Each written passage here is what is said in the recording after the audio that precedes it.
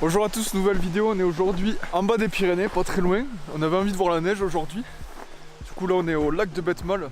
Le lac est totalement gelé. Mais on va en profiter, je voulais faire des photos un peu avec la neige, etc. Là le spot est vraiment cool donc on va en profiter.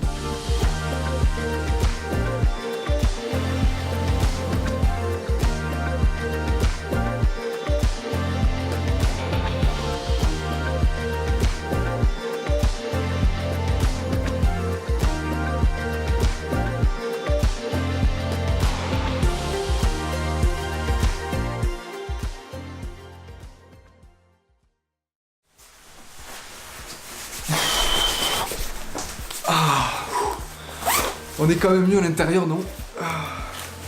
Bon, vous l'avez compris, cette vidéo va se poursuivre ici puisque c'est un tuto. On va voir comment créer une golden hour sur une photo. Si vous prenez une photo au moment où ce n'est pas la golden hour, mais que vous avez quand même envie d'avoir cette petite ambiance golden hour sur votre photo, on va voir comment créer tout ça sur Lightroom et sur Photoshop. Pour ceux qui ne connaissent pas la golden hour, qu'est-ce que c'est? C'est le moment de la journée en fait où le soleil est assez rasant, il est en train de se coucher, donc en général c'est 1 heure avant que le soleil se couche totalement et 1 heure après qu'il se soit levé. C'est là où c'est le meilleur moment pour prendre des photos puisque le soleil n'est pas au zénith, il vient taper sur le côté, la lumière est plus diffuse, c'est moins blanc en lumière, on a des tons un petit peu plus orangés, rosés, un petit peu plus jolis en fait. Et c'est vraiment le moment le mieux pour prendre des photos.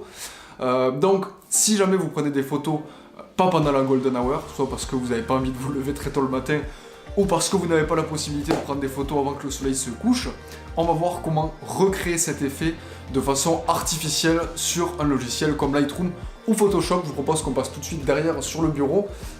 D'ailleurs, vous trouvez pas qu'il y a un truc qui manque un truc? Bref, on se retrouve sur le bureau et puis on voit ça tout de suite. La première chose à faire, c'est de augmenter la température vers les tons jaunes, puisque golden hour veut dire soleil, et dit soleil dit jaune.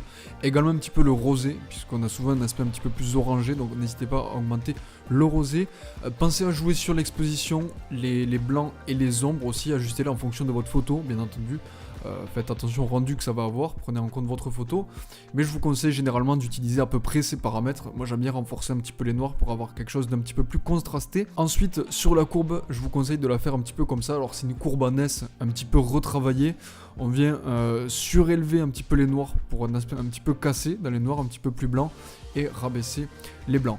Ensuite au niveau de la correction des couleurs, c'est principalement les couleurs orange, jaune et rouge qu'on va venir régler pour donner cet aspect un petit peu plus orangé rouge sur la photo. N'hésitez pas également à revenir un peu sur vos réglages précédents en termes de balance des blancs pour pas que ce soit trop rosé ou trop jaune. Ensuite, je vous invite à venir jouer avec le virage partiel de façon très minime, manière que dans les ombres où il y a des teintes un petit peu orangées, jaunes, encore une fois, réglez-le par rapport à votre photo. Ce qui est super important, c'est le filtre gradient, ça va permettre de faire ressortir le soleil. Identifiez bien votre source de lumière sur la photo. Là, on voit clairement que ça vient de la gauche puisque ça ressort sur ses cheveux. Et puis ensuite, augmenter l'exposition, la température pour faire comme s'il y avait vraiment le soleil qui venait du côté gauche de la photo. C'est vraiment très important d'avoir cet effet un peu soleil qui vient comme ça sur le côté gauche. Ensuite on va passer sur Photoshop.